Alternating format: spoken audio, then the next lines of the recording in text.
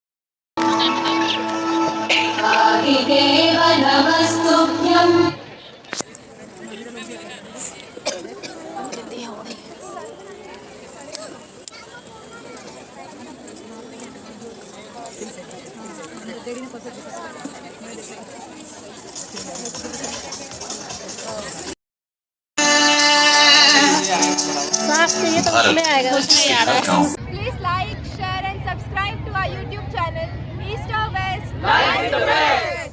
मेरे देश की धरती सोना उगले उगले हीरे मोती, मेरे देश की धरती, मेरे देश की धरती सोना उगले उगले हीरे मोती, मेरे देश की धरती, मेरे देश की धरती।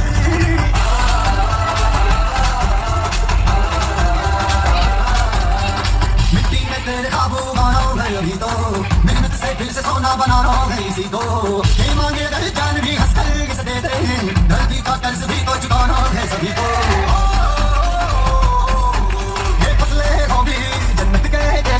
सीखेंगे खून पसीने से ये हमने खाना है, सारे जान से अच्छा अब इसको बनाना है। गंगा जमुना की लहरों पे लिखा ये तराना है, खेतों से सरहद तक हो गाँव शहर सब बोले एक बोल रहे, मेरे देश की धरती हो,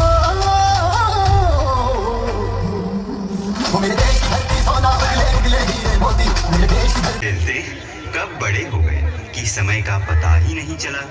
अब चारों राजकुमार शिक्षा ग्रहण करने हेतु आश्रम के लिए प्रस्थान करने वाले हैं। प्रणाम गुरुवर। आयुष्मान भव राजन। विराजिए गुरुवर। राजन, चारों राजकुमारों के शिक्षा ग्रहण करने का समय आ गया है। जैसा आप उचित समझे गुरुवर। पुत्र गुरु का स्थान माता पिता एवं ईश्वर से बढ़कर होता है। अतः आज से इनकी आज्ञा का पालन करना ही तुम्हारा धर्म है। गुरु वशिष्ठ के गुरुकुल जाके अल्पकाल विद्या सब पाके पूरन हुई शेषा रघुवर पूरन काम की। हम कथा सुनाते राम सकल गुण धाम की। ये रामायण है पुण्य कथा श्री राम की।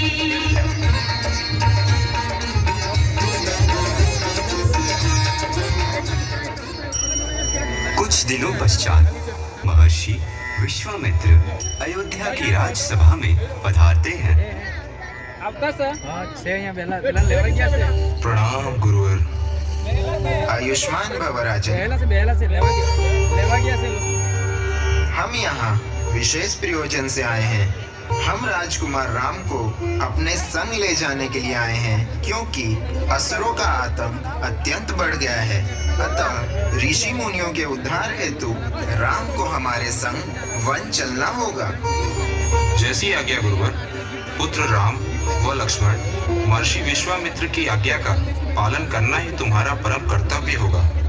इनके कार्य पूर्ण करके क्षत्रिय कुल की परंपरा का निर्वहन करो पुत्र। जैसी आज्ञा पिताश्री।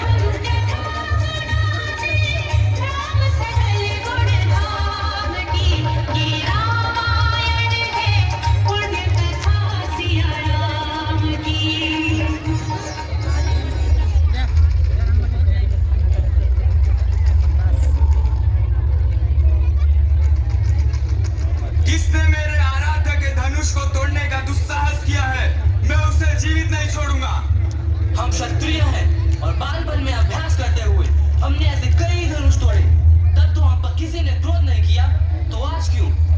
है मूर्ख बालक, क्या तुझे ज्ञात नहीं कि मैं पितृआज्ञा पालक अत्यंत क्रोधी परशुराम हूँ।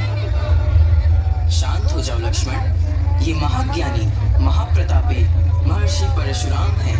इन पर क्रोध करना अनुचित है। शांत हो जाओ और मुनिवर को प्रणाम करो। प्रणाम मुनिवर। हे नाथ, शिव जी के धनुष को तोड़ने वाला कोई उनका दास ही होगा। प्रभु का भान होते ही महर्षि परशुराम शांत एवं प्रसन्न हो जाते हैं। जय श्री राम।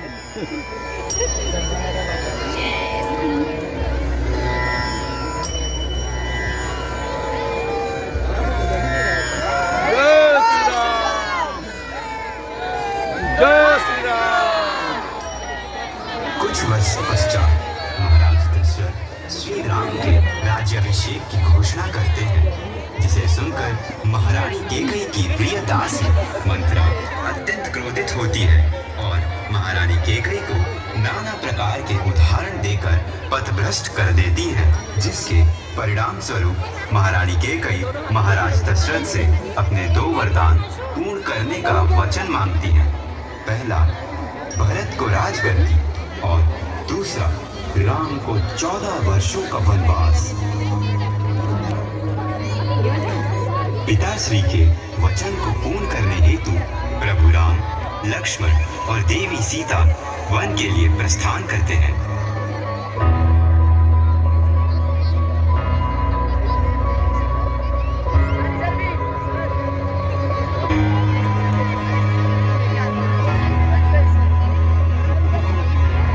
दूसरी ओर अयोध्या में महाराज दशरथ पुत्र वियोग में अपने प्राण त्याग देते हैं।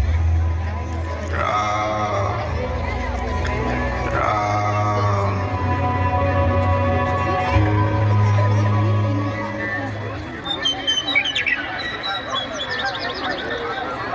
प्रभु राम, लक्ष्मण और देवी सीता जंगल में जीवन व्यतीत करने लगते हैं कि तभी एक दिन देवी सीता को कुटिया में एकाकी पाकर रावण साधुवेश में छल से देवी सीता का हरण कर लंका ले जाता है।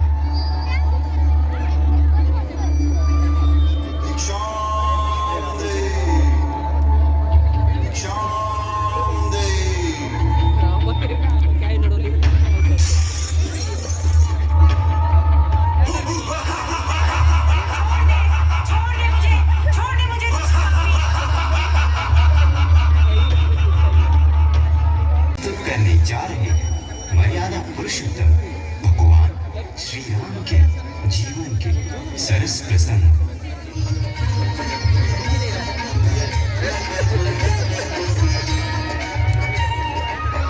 जम्बूद्वीपे भरतखण्डे आर्यावर्ते भारतवर्षे त्रिनगरी विख्यात अयोध्या नाम्नी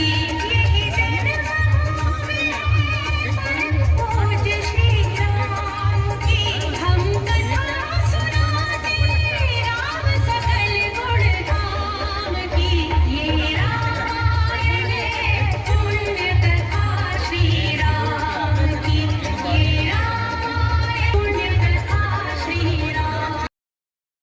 महर्षि परशुराम शांत एवं प्रसन्न हो जाते हैं।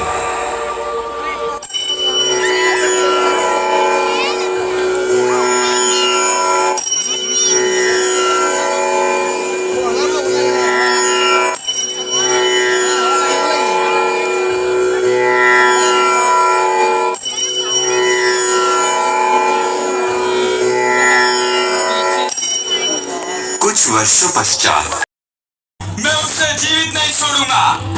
हम क्षत्रिय हैं और बालपन में अभ्यास करते हुए हमने ऐसे कई धनुष तोड़े, तब तो हम पर किसी ने क्रोध नहीं किया, तो आज क्यों?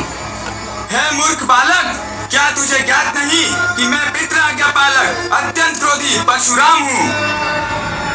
शांत हो जाओ लक्ष्मण, ये महाज्ञानी महाप्रतापी महर्षि परशुराम हैं, इन पर क्रोध करना अनुचित है। शांत हो जाओ और मुनिवर को प्रणाम करो। प्रणाम मुनिवर। हे नाथ, शिव जी के धनुष को तोड़ने वाला कोई उनका